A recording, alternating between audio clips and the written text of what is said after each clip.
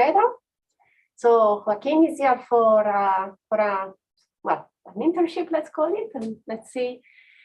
So he's actually here. We'll be working on setting up a new dark matter simulation and body simulation as very, very, very high resolution to resolve the first halos that could be forming stars. So a bit different from what he's been doing so far, but still related to also black holes. So Joaquin just finished the master a few months ago from the Católica University of Chile, the same university where also Sergio and Raul studied. I was actually now thinking that maybe there are more Chilean than Italians. we should do something for them. The only field in physics that happens, probably. Sorry? The only field on physics that happens.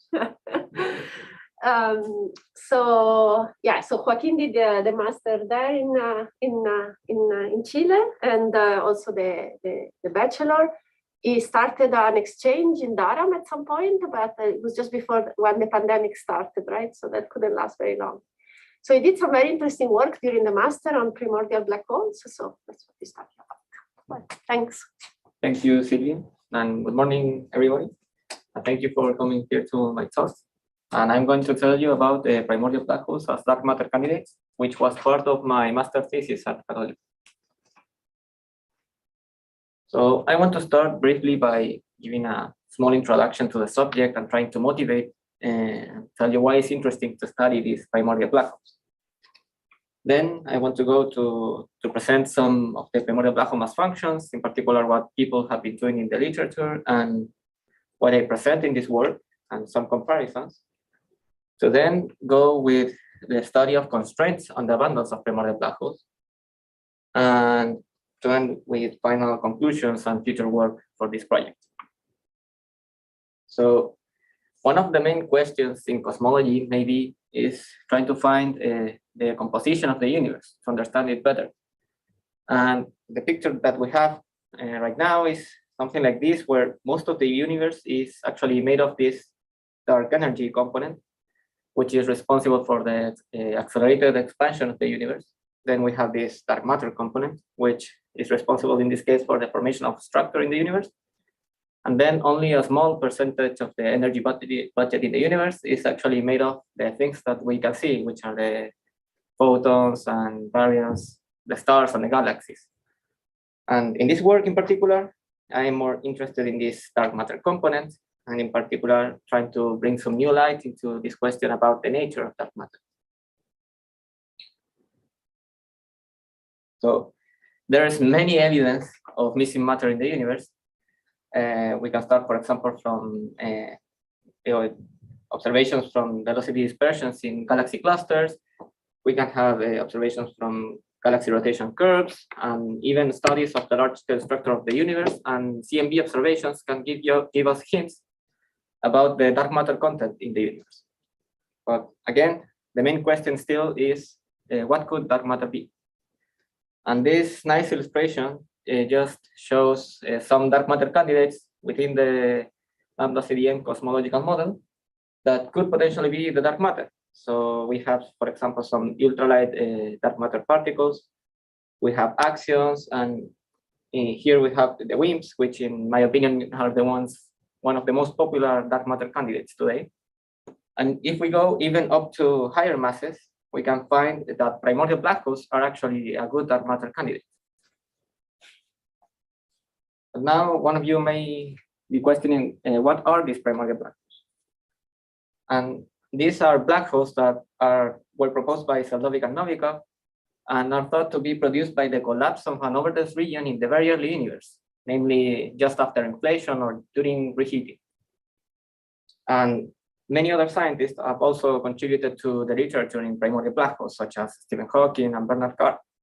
And one of the main characteristics that these primordial black holes have is that they can have a very wide mass range. So they can start having masses as small as the black mass and go up to even 10 to 15 solar masses, which is a very massive object. Additionally, we can compare them to astrophysical black holes, which in this case, they are produced by the collapse of a dying star. And for this same reason, they have a more limited mass range. In particular, they typically fall onto this stellar mass category. But we have also observations of intermediate mass black holes and supermassive black holes in the center of galaxies, for example. And these two later categories, we still have some questions regarding their true origin. So maybe also primordial black holes can give us some hints about the origin of intermediate mass black holes or even supermassive black holes. Now, coming back to the main topic of this talk is what happens if we consider primordial black holes as a dark matter candidate. So we will have several important effects.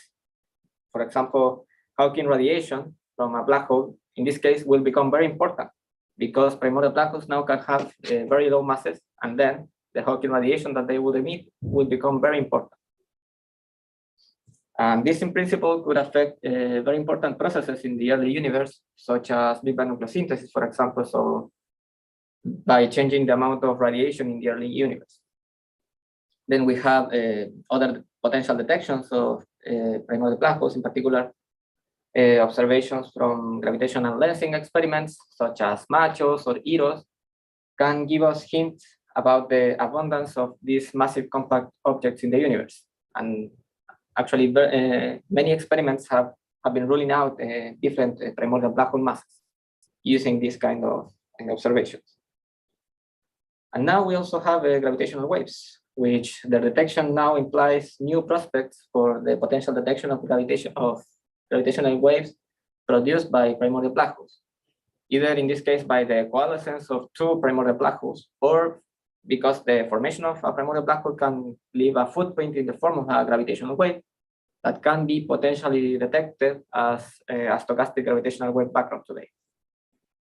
And along with these observations, we have many more, but the key thing here is that all of these observations will put constraints on the abundance of primordial black holes, in particular in the maximum fraction of primordial black holes as dark matter, which is quantified by this equation here, which is just this value of F, determined by this ratio between the primordial black hole density over the dark matter density, both measured today.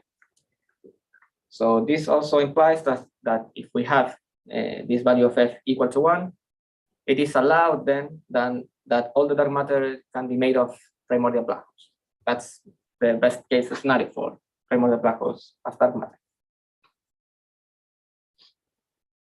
This picture here illustrates very well what's like the state of the art in the constraints on the abundance of primordial black holes. So in the y-axis, you can see this fraction F as a function of the primordial black hole mass. And as you can see, we have many different observations. So we have evaporation effects that in particular relate to this emission of Hawking radiation of primordial black holes. We have lensing experiments, gravitational waves, and many more observations that will actually constrain the maximum value of F. In particular, for example, look at this region here, where even if there are constraints on the primordial black hole masses, we can still have, for example, a 10% of the dark matter to be made of primordial black holes, which is actually very important. But what's more interesting is that we still have some allowed window here that where dark matter can potentially be made entirely of primordial black holes.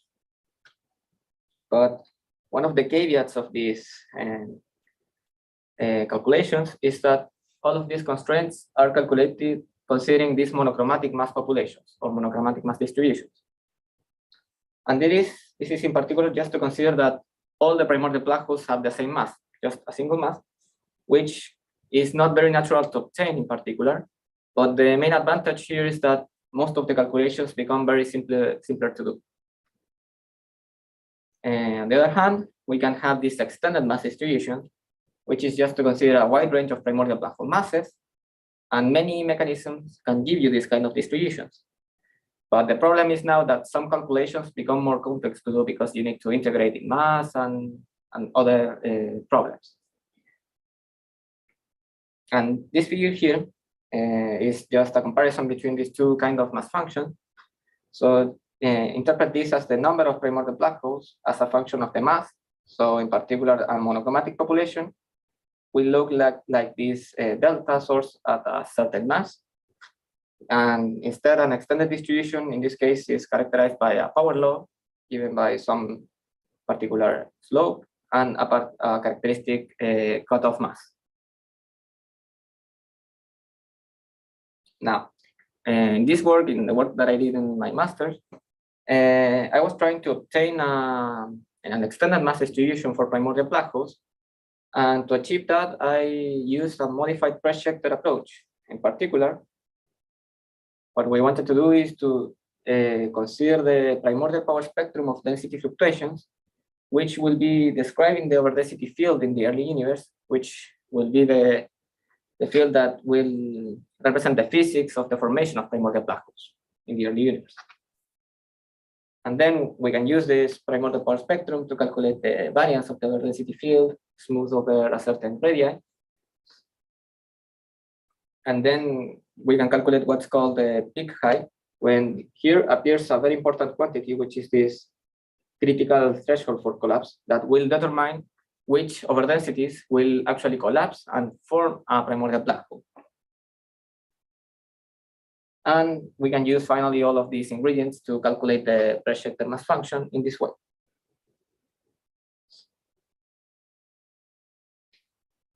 So as I said, the main ingredient here will be the primordial power spectrum, which is typically considered just a standard power law characterized by this spectral index and this certain amplitude.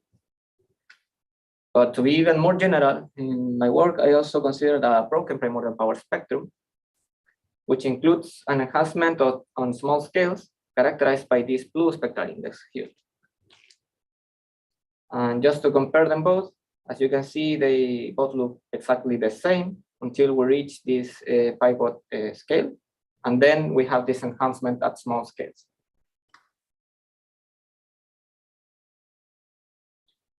Now, in this formalism, what we actually want to do is to associate each scale to the mass of the primordial black hole that will be formed.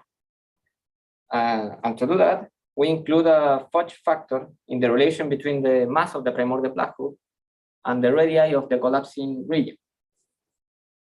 And this factor can be interpreted as the fraction of energy density that collapses into a particular black hole. But this also allows to interpret the primordial black hole formation in two ways. And the first one is to consider that only a fraction of the energy density will collapse. And this region will actually fall and form this black hole, which will be characterized by choosing this value equal to this ratio here. That will depend on the epoch of the formation of the primordial black hole. And the other scenario is that we consider that only a fraction of the modes collapse, but they collapse with the complete mass within the region. And the most physical scenario here is the first one, because it allows to preserve the strongest connection between the linear fluctuations and the subsequent nonlinear collapse that leads to the formation of the primordial black hole.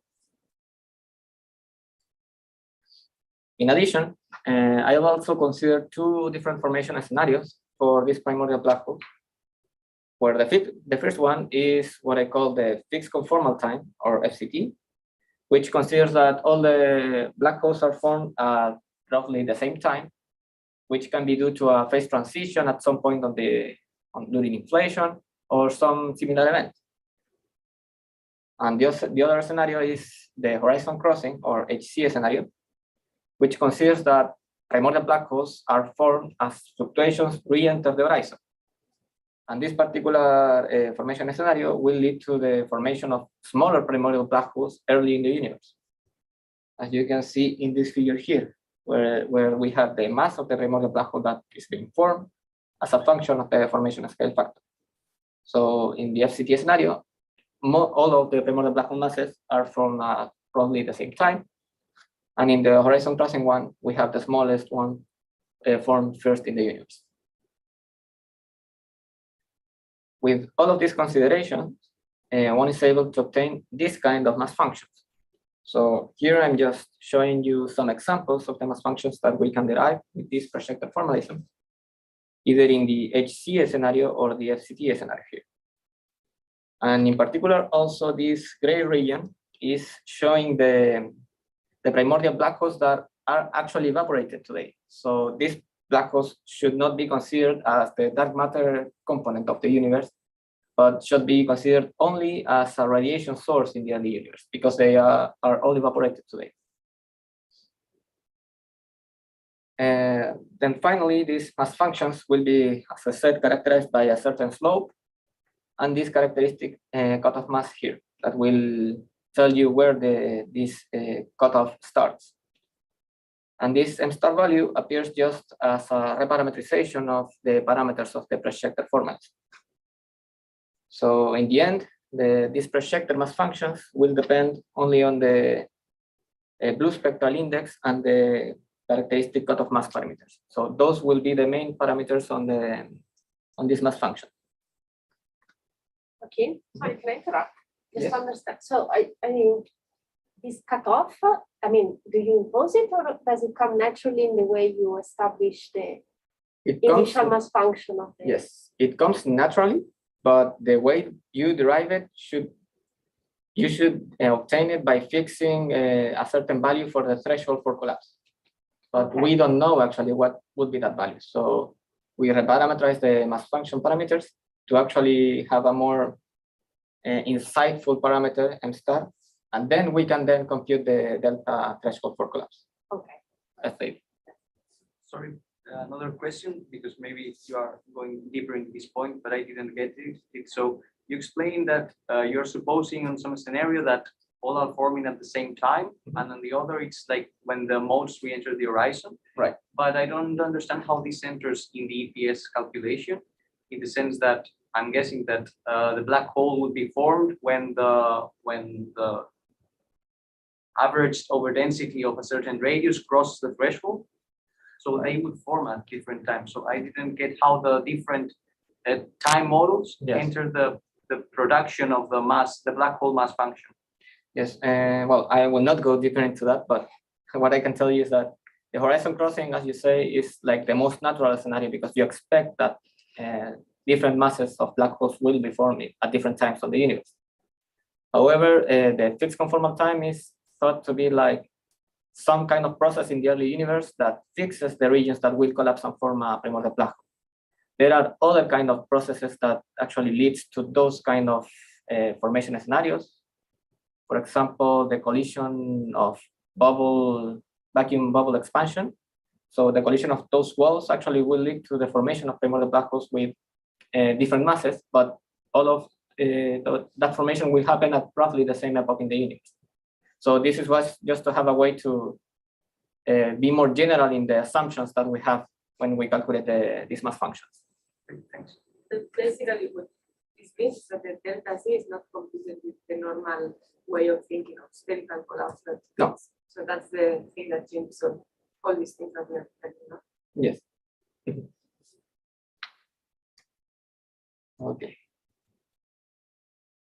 Well, here I was going with why I told you, Sylvia. So now the delta for collapse will depend on the parameters that we choose of the mass function.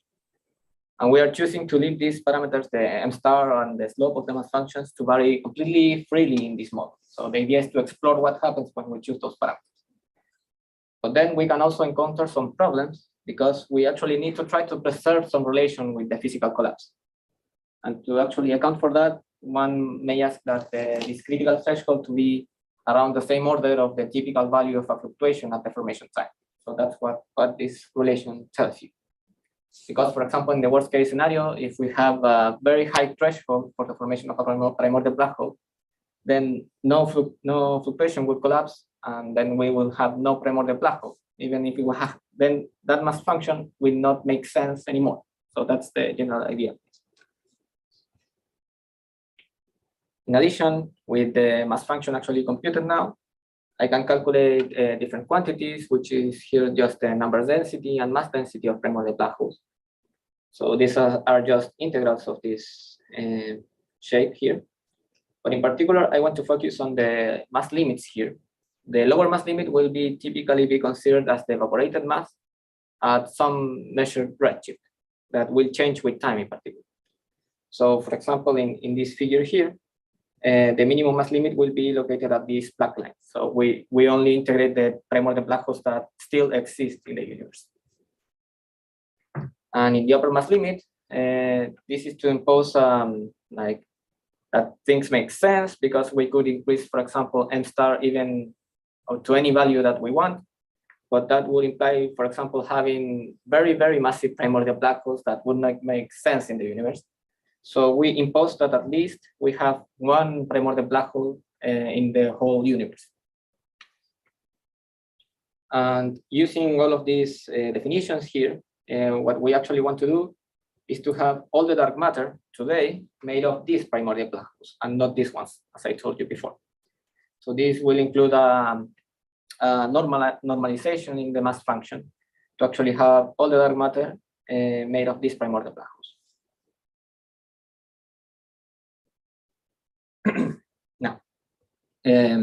Now the idea is to find constraints on the abundance of these primordial black holes. And as I told you, there are many observations to do this, and in particular, using this kind of extended mass functions. Now this fraction f will depend on the different parameters of the mass function, because this particular quantity will depend on the parameters. In addition, the kind of mass functions that I showed you before allow for the existence of very massive primordial black holes. So we need to add a new constraints to the list of the ones that appear in literature, which impose that the abundance of the very massive primordial black holes in your distribution in no case should overcome the one of the observed supermassive black holes in the universe. So in this figure here, for example, we have in these black lines is a supermassive black hole mass function.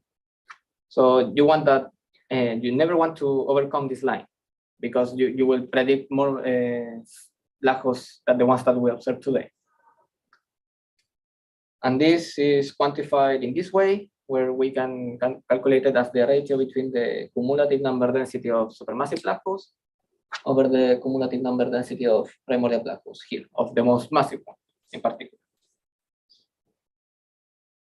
And if I explore the parameter space of this Press-Schechter mass function, what we get here is that in the y-axis we have the m star or characteristic cutoff mass.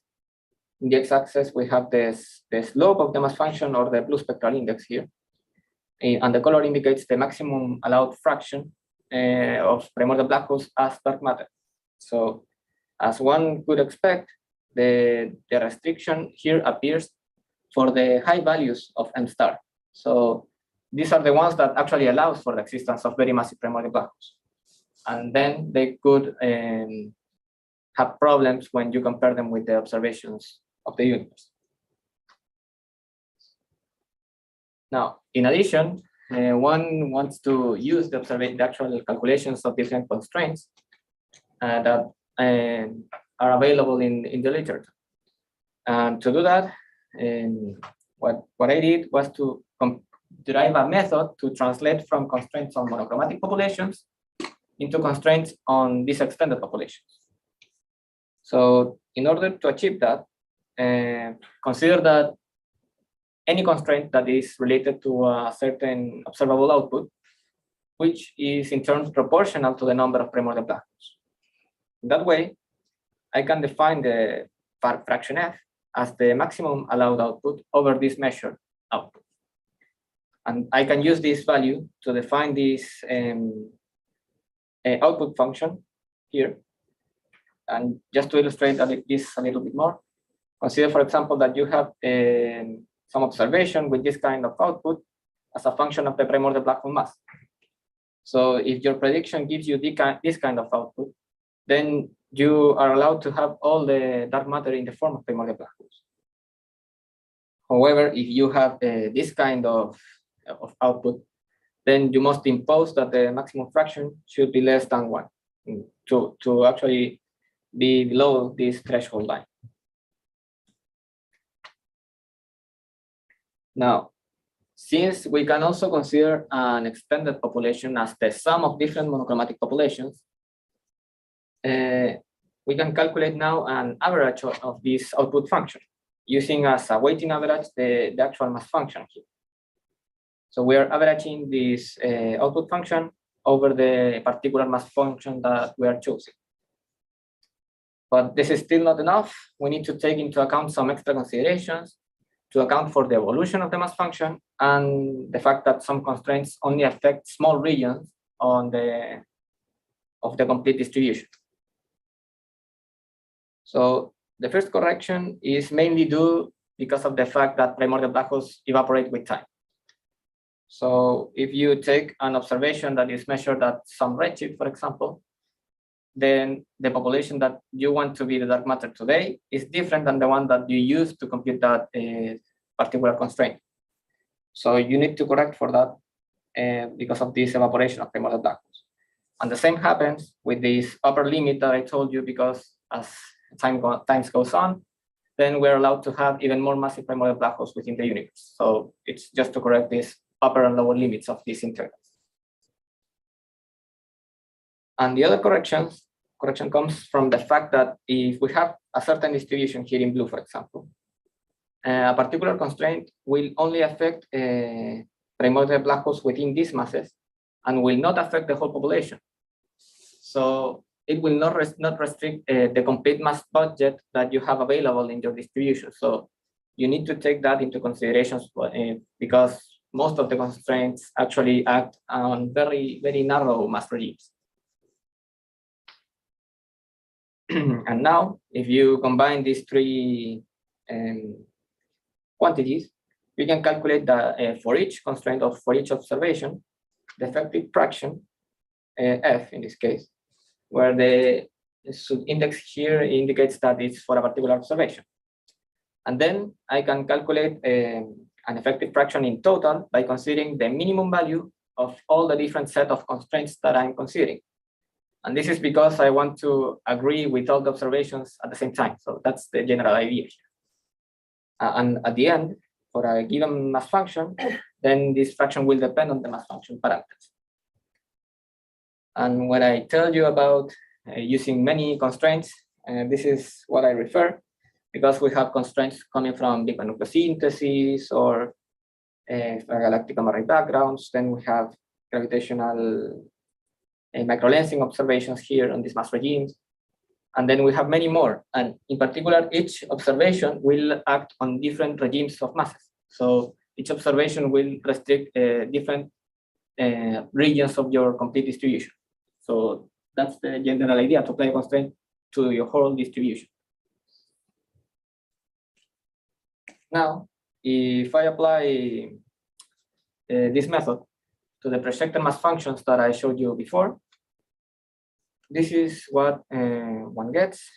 Here in the y-axis, we have again the characteristic cutoff mass versus the slope of the mass function. And again, the color indicates the maximum fraction that is allowed to be in the form of dark matter. So let's note here that this region is automatically discarded because it only allows the existence of very light primordial black holes. And those are so light that they are all evaporated today, and therefore they cannot be the dark matter that we are detecting today. But what's more important is that we have some regions in the parameter space where all the dark matter can be potentially be made of primordial black holes. Of particular interest are these two regions here, because with this choice of parameters, one is allowed to predict existence of intermediate mass primordial black holes, which are interesting because of their origin, and also primordial black holes with masses around the ones that gravitational wave experiments are detecting today. So that's why these regions are actually very interesting. And just to go back to this like consistency test, you can see that when we choose this f sub m equal to beta, which is like the most physical choice of parameters, we will recover that at some windows, we will have the ratio between the threshold for collapse and a typical overdensity at the formation time will be very similar, at least in order of magnitude. And actually, under this choice of parameters, most of the regions will be discarded because they would not make very physical sense.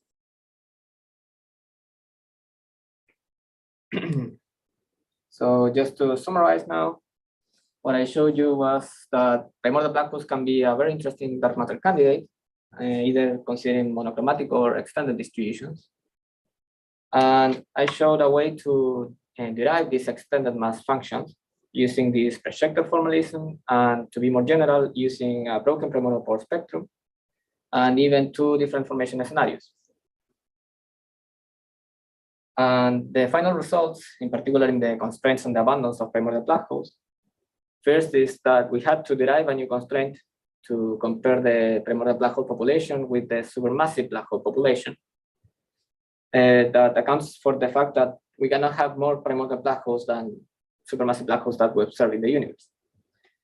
And additionally, I developed a method to translate constraints from monochromatic populations into extended ones, which in particular is very powerful because it only relies mostly on statistics. So it's very general for any extended mass distribution. So you can apply this to any kind of extended distribution. And when I apply this method to these Press-Schechter mass functions, as you saw, we found some regions in the parameter space that allows for all the dark matter to be in the form of primordial black holes.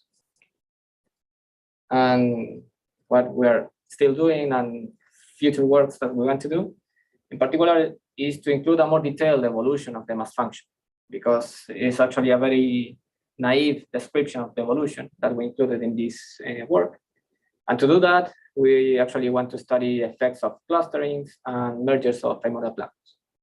And other colleagues are also working in studying the possibility of electrically charged primordial black holes and their potential effects in the observable universe. So thank you very much.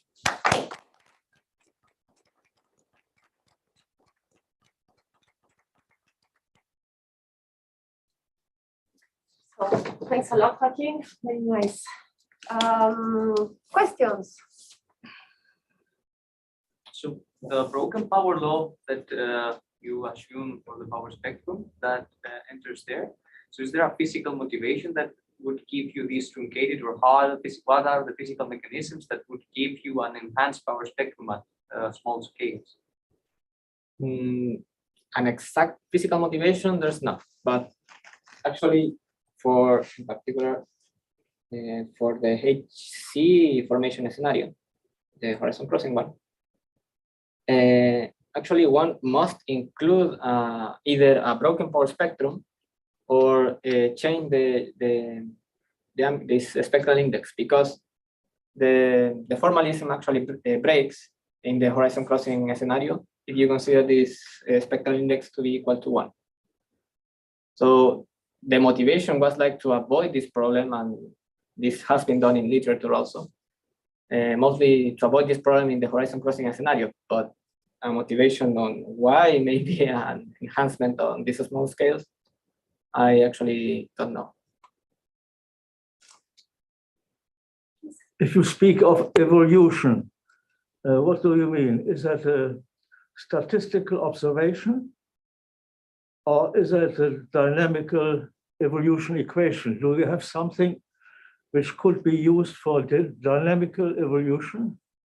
You mean by the evolution of the mass function? Okay. I mean, by the evolution of the mass function, I mean statistically, because we want to see particular how this shape might change with different processes in the universe. For example, the coalescence of different primordial black holes or clustering effects may change the final shape of this mass function here. So that's what I refer by studying this evolution more deeply.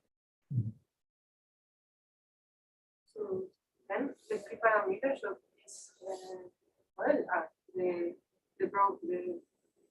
slope in the power spectrum in the small scales at NB, and the M star only. Right, those are the main parameters. Yeah. And then given those two, and assuming a formation scenario, so those two, you get by some receipt the delta C. Yes, you actually derive analytically the value of delta C. Yes. So you have to assume. yes, you have to assume certain values. And this, you think, could be like, I don't know if there are some other formation scenarios that you could consider, like, would you do the same with these two parameters to derive delta C in other cases, in other formation scenarios? Well, actually, what I derive is the linear value of this delta C, and the one that will be related to the final collapse is the non-linear value. And for that, you need to assume a collapse model. So there are many models that, for example, study spherical collapse, or ones that study some other kind of collapse of that lead to the formation of these primordial black holes. So depending on the model that you choose, you will have different values of delta C. So there are some studies that derive the actual value of this delta C, but the non-linear value. So that's why we cannot fix this value here, because we are working with the linear fluctuations here.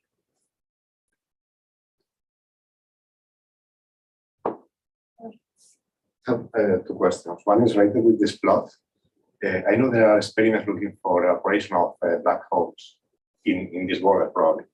So, do you know anything about these experiments? I mean, are they having some constraints on this, or? Well, I believe that most of these lines actually are constraints on those masses of primordial black holes, the ones that are evaporating today. Okay. They are actually mostly discarded in this figure because we assume that the complete population is made of this kind of black holes. So the idea of using this extended distribution is to actually lower or erase like these constraints by putting more mass in different regions of the mass regime. And my second question was related with your distribution of masses of the black hole. I mean, it has to be a model behind the production of the black holes. You have described two processes, but all this happens in the very, very, very early universe. Yes. So I expect that there are smart phenomenologists having models describing the process that probably change the shape, or I don't know if they have cut off also at lower and low masses. I don't know if you have explored this possibility. Well, actually, we wanted to study this like more in a phenomenological way, rather than studying the actual formation of primordial black holes. That's why, for example, we choose to study these two categories of formation times, for example, rather than fixing with one model in particular. So we wanted to see what happens if we have this extended distribution. Yeah, but in general, have you looked into the models describing the formation, and many of them can be put in those two categories, or are there other categories for models that will give you a different distribution? From what I remember, I believe that most of the models actually fall into the HC category, which is like the most natural formation scenario for primordial black holes. But there are many models studying this FCT formation scenario. Some of them, as I told you, that use the fact that at some point happened a phase transition or something like that, or these bubble expanding vacuum bubbles in the early universe that will collide at some point, then they will form primordial black holes. So actually, this vacuum bubble model is actually, there have been a few papers recently about those kind of models. Thanks. Okay, thank you very much for such a nice talk. You're always working under the assumption that all of the dark matter has to be given by primordial black holes. But that sounds like quite strict. It could not be the case, right? There could be like many primordial black holes, but not all of them actually build the dark matter. So do you have any idea of how your results would change if you dropped that assumption? I believe that we must consider also new constraints, for example, from the interaction of primordial black holes with dark matter. And some works have been done by considering dark matter plus primordial black holes scenario. And those scenarios actually restrict the large scale structure of the universe. So maybe in this case should be included more constraints regarding the interaction of these two kind of dark matter particles. But I'm not exactly sure how this will change the results. But for example, I can choose a point on this plot in any, for example, that allows me a 10% of the dark matter in primordial black holes, and then I can go back and see what happens with all of the physics behind. Okay, thank you. Thank you very much for the talk. It was really nice. And I also had a couple of questions a bit on that area. So one would be, do you know if there is any of the observations that we have about dark matter that wouldn't be explained if you assume that all the dark matter was made of primordial black holes? And this might actually, for example, make you exclude the regions of this plot where you have exactly one. And well, I already shoot also the other question that would be, you mentioned that you wanted to then study, for example, the possibility of evolving mass function and all these things. But I was also wondering, should you also consider the possibility of these black holes accreting, and how would that change the evolution of the mass function? Right. But for the first question, I actually believe that these regions here are actually derived from the fact that even if we are considering, for example, all of these constraints, and I think that even some more that we have, for example, the ones that comes from the supermassive black hole mass function, you are putting all the information that we have available on primordial black holes constraints. So what you're doing, for example, is this allows you to have a small population of primordial black holes with these masses together with some population of these and these masses. So this essentially will erase most of the constraints, in particular the ones that are not so restrict. The ones that are harder to erase are these ones, in particular the ones coming from evaporation. But the main idea is that I don't know exactly what happens if I consider this scenario of having all the dark matter, if I must consider another constraint from example, for example. But I believe that we have considered all the information we had available at that time. And can you remember the second question? Sorry. Right, if accretion could play a role? Yes, actually, accretion disk, I think they are limited to certain mass for different black holes. So not all of your primordial black holes would have this accretion disk, and depending on their environment, you need to consider that they must be with gas to actually form an accretion disk. And actually, that is considered in one of the works that we have done in particular in this one, this electrically charged primordial black hole. So that particular model is considered there for future work. Thanks. Again, a question related to Mateo's question on accretion. But your best results in the case is that 10% of dark matter is actually primordial black holes, is explained with masses up to 10 and 100 solar masses, right? So in this case, of course, you have accretion. Yes, in those cases, you will have accretion. So I'm saying that because these are your best case scenario. So then you can use it as prior information to restrict this diagram, basically. Right. Yes, but however, keep in mind that you are, as you said, you are allowed to have those kind of black holes, but those would be the less possible ones to have. So you have a very small populations of very massive black holes, and most of the number of primordial black holes that you have available will be given by the lowest masses because of the slope of the mass function. But then again, due to accretion, the slope will change because the lower mass will evolve through accretion to higher masses. Oh, right. So you Well- have this kind of evolution instead of mergers as you suppose. Yes, that actually that's that the also only- must be included. Yes. But sorry, but then if you have accretion, you will see the black hole. It won't be a dark matter. Yes, but how do you, for example, distinguish between a primordial black hole and a stellar black hole? No, you don't distinguish, but it is not black. I mean, it's not dark matter, sorry. I mean, you can count those kind of black holes. Right. So, I mean, I mean, the fact that you would see them, it doesn't mean that they cannot contribute to the energy budget of that matter, right?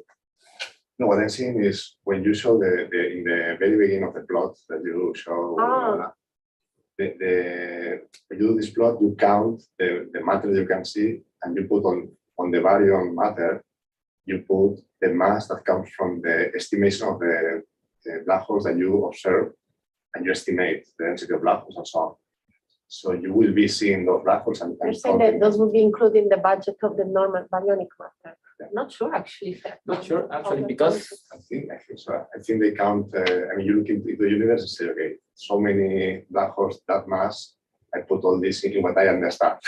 well, let Which is the me focus. add a little bit on this actually, because even I'm showing you that you have these windows to be equal to f equal to 1, because we're imposing that we do not have more than dark matter that we see in the universe. So that's like a general restriction in the whole population.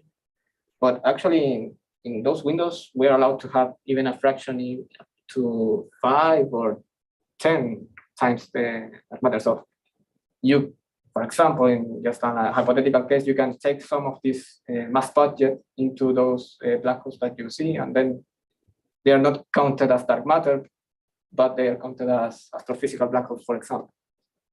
So you can have some of these mass budget still available to account for these accretive black holes, for example, in this model. So Yeah, I mean, what I'm saying is that if all the dark matter that we see, I mean, take one of these reasons, right? All that matter that we know that is in the universe will be black holes 100 times larger than the sun. Okay, that's what this plot says. Well, some of them will be with those masses. if you have accretion, you can observe this effect, emission and all this that you know better about. But what I'm saying is that we are counting with that when we say that this is normal matter. So, I know, I mean, they would not, yeah, so indeed, they could not make the full population, Yeah, right? yeah, They would something only like be a small fraction of it, that you would move from one budget to the other one, right? Yeah, If they right. eventually they turn out to be not astrophysical, not stellar origin, not baryonic Exactly. origin, they would need to be, yeah, but they would have to be only a small part. Yeah. And when we observe black holes, we don't know what have created a black hole in most of the cases. So if you observe, I mean, if you are there, we will be seeing that. I mean, we will need to know the number of black holes that you will have for this mass. Right. And the question that they were asking, if that corresponds to the density of observation that we observe and things like that. I mean, even if you allow that to be 100% of the dark matter, maybe the observation says that it corresponds to 10%, which is already great. In a sense that, okay, I mean, it can be up to 200%, but 10% is corresponds to those black holes. The question is, are they primordial? For that, you need a model to know if they are primordial, how are they distributed in the universe? Right. Yeah, because that's key to know whether they can Yeah. accrete or not. Because Yes. that- Yes, and that's why one of the future aspects of this project is to study the evolution of this mass function, because maybe you include a model for the evolution and distribution of these primordial black holes, then maybe these regions will be automatically erased. So that's another possibility.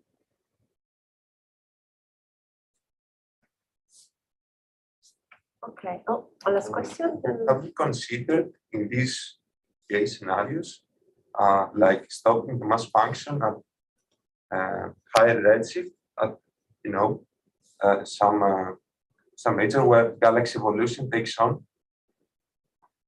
No, actually no, because we're fixing the amplitude of the distribution today. So Okay. that's So why today- I say that it's a very naive way to evolve the mass function just by considering the ones that are evaporating.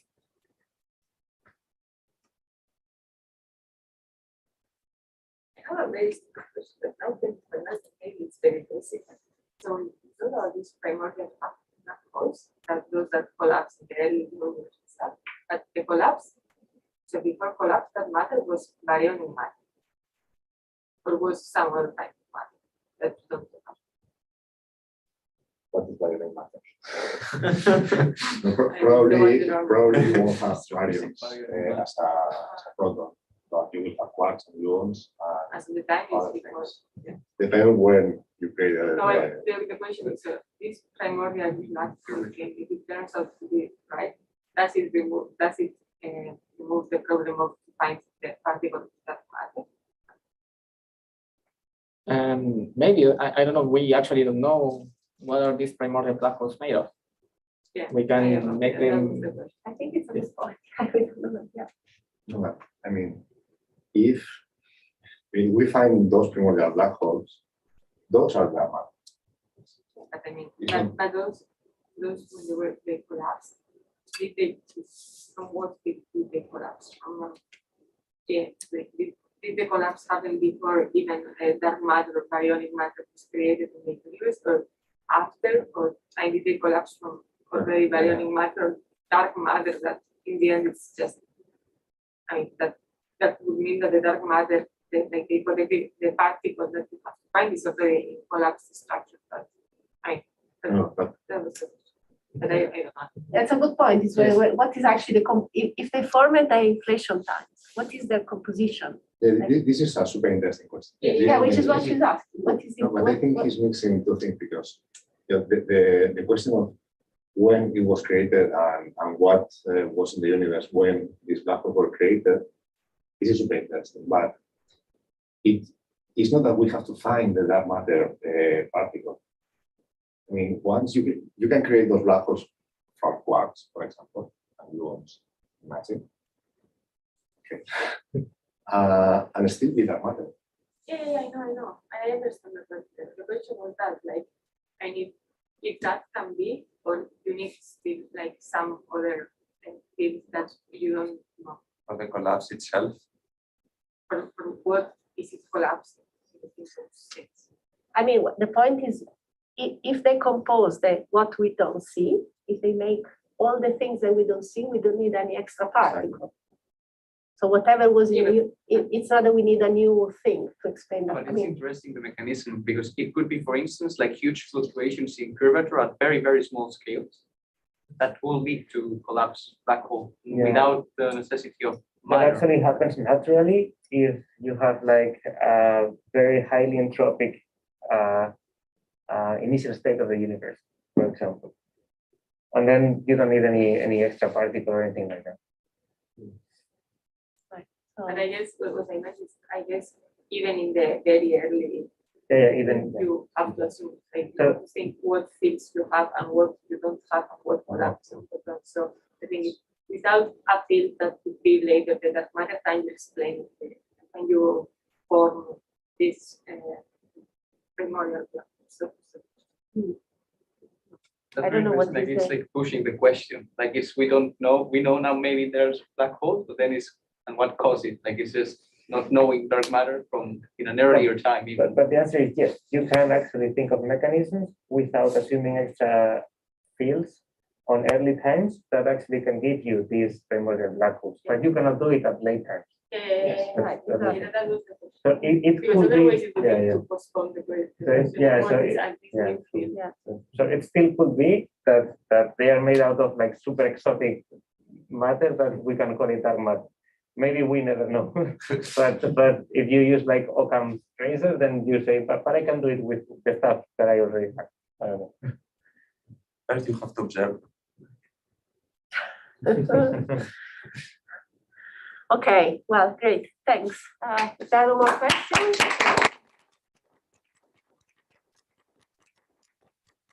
Marcus, were there questions online or no? I assume no. No.